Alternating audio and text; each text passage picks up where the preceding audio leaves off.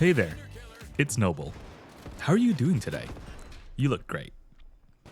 Today we're playing some Combat Champions, which is an upcoming arena shooter title brought to you by some ex-DICE developers over at C77. Up front, this game contains elements of both Battlefield and the finals, and so as you're watching this video, let me know in the comments if you think this game is just an imitation of one or both of them, or maybe it has some potential sitting neatly between the two. The game itself is currently in a closed playtest, but I was allowed to record some footage and I wanted to share with you this gameplay and some of my thoughts. As always, thanks for watching and enjoy the video. The structure of the match is fairly simple. There's 3 rounds and you're trying to win the best 2 out of 3. Now remember that everything that you see in the match today is just part of the playtest and not necessarily in the final product. Except this dancer scene, I'm pretty sure that's here to stay. The match begins with you picking one of 5 classes, each of them with particular weapons or gadgets assigned to it, and this comes as a very Battlefield kind of thing, which is of course no surprise being that the studio is comprised of ex-DICE developers. The term ex-DICE developer has become fairly overused in recent years, and is now basically just a label to indicate that, hey, this game might have destructible environments, or that at least the studio has a background in making shooters. This game of course reflects exactly that, but it does take a little bit more from the DICE Battlefield style game than you might expect. In addition to the class system that we discussed a little while ago, the game mode itself just screams Battlefield. And what I mean by this is that the first 2 of the 3 rounds are just quick games of Battlefield's conquest, in which players have to capture and hold points to accumulate score and outdo their opponents. I'll see if I can find an example here, but the game features a downed system similar to Battlefield and the finals, in which when a player is killed, they're able to be revived by their team members, or alternatively, finished off by their enemies, like so. At least in the featured game mode, there's not really a ticket system that would otherwise limit the number of respawns a player can have, and so as a result, there's not really a benefit one way or another to either waiting for your team members to come and revive you or just giving up and redeploying. I suppose you save yourself the trip back to the combat zone, but beyond that, it kind of doesn't make a difference. You can, like in Battlefield, choose to redeploy on points that you own or on your own teammates in your squad. Now, just ignore my aim.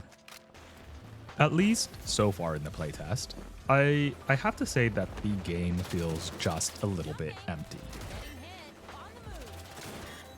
And what I mean by that isn't that, oh, I only run into a few people, clearly that's not the case, but rather that all of the action appears to be concentrated on maybe 1 or 2 objectives at the same time. Now I did some of my own research and I found that we can expect up to 32 players maximum at least, so the developers say, which would be 16 versus 16. This bodes pretty well for the action and the pace of the game, so I'm going to chalk this one up to just the playtest being a little underpopulated for now, and I guess we'll have to see during the game's release. Pick this guy up. I do have to say, despite my atrocious showing so far, that I actually really like the gunplay in this game. It doesn't feel quite as arcadey, I think, as the finals, and I'm okay with that. So we've reached the end of the first round, which we've won, and this brings us to an interesting next segment that they call the halftime show. The halftime show features a minigame among a variety of options, and the team that wins this minigame gets an advantage in the second round in the form of an extra captured point to start with.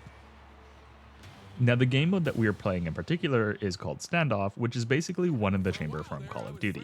I've seen a couple of other game modes, such as Protect the VIP, and a game mode in which they give all of us grenade launchers and a single life, which is really just as chaotic as it sounds. Well, it takes courage to cheat, Lynn. Anyway, Was he? Oh, it looked like he was still alive. And I believe we've won this particular halftime show, and there you go, we get our 1 capture point next round to start with. Meadow teams are having a great show. This is a very winnable game for either of them. Really, it's going to come down to defense here in the second round and who can hold on to point.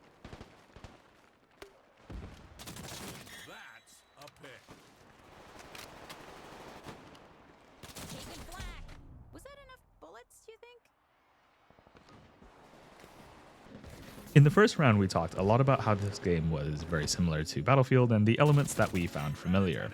But the game is also very much like the finals in the sort of the sports arena type environment it tries to portray.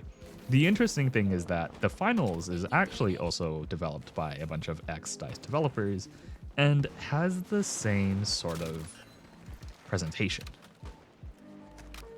Similar to the finals, Combat Champions makes use of these AI announcers, in this case, Big Bear Austin and Lynn Harvester, where in the finals we've got Scotty and June. Now, the announcers in this game just feel a little bit different. They tend to announce things that are more personal to the players, such as if I get a kill or something like that, versus more general information in the match, and I find that a tad bit distracting. I can appreciate the lengths that the developers took to really make this game feel like a sporting event, but I do feel like the AI announcer thing is just a bit overdone. But that might just be me. Let me know what you think down in the comments, and I just got deleted. In addition to the two announcers who just talk back and forth, there's also sort of a combat analyzer. Sorry, buddy, gotta finish you off here. A combat analyzer who sort of just updates you on your ammo or if a point is captured. As I said earlier, the game is sort of a blend between Battlefield and the finals, but there's kind of elements from both that it's missing. One of the first things that I felt was a little bit off was the movement. Now, coming from a finals player, I'm used to being a little bit more agile, even as a medium or as a heavy. In this game, you kind of move around like you're playing Counter-Strike, where your movements feel a little bit more stiff. Another kind of gripe that I have is that for a game that sits so neatly between one title that has an insane amount of destruction in its environment and another title that has a respectable amount of destruction in its environment, this game doesn't really feel like it has any.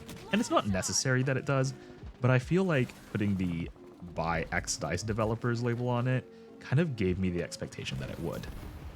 Also, what I'm using here is a power weapon that drops at specific intervals during the match, and this thing is nutty.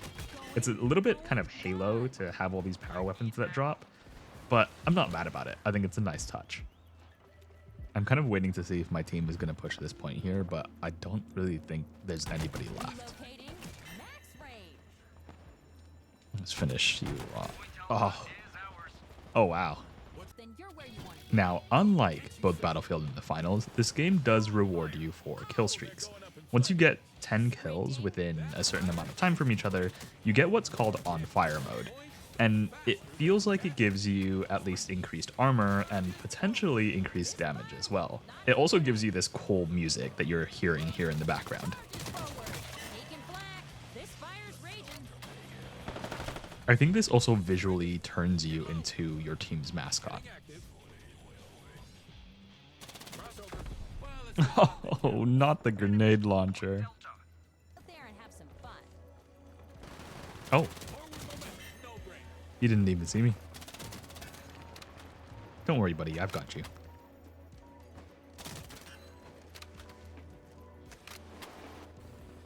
I don't believe we make up a 100-point deficit here.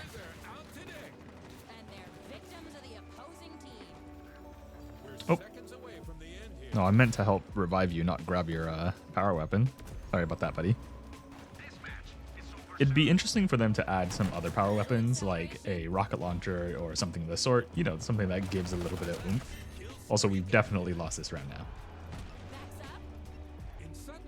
So the tiebreaker is sudden death, which works basically like the gulag in Warzone. You either eliminate your opponents, or you capture the point in the center, and you've all only got one life. I gotta be honest, I'm not sure about this game.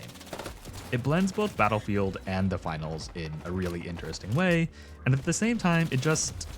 Wow, I just ran right into him. It just feels like it's missing something. GG's. If you've gotten a chance to get your hands on the playtest, let me know what you think about it. And if I've missed anything, please let me know in the comments. Otherwise, I'll catch you all in the next one. Sometimes that's how the chips fall. You do what you can, you take the L, you move on. Next time they'll take home the W.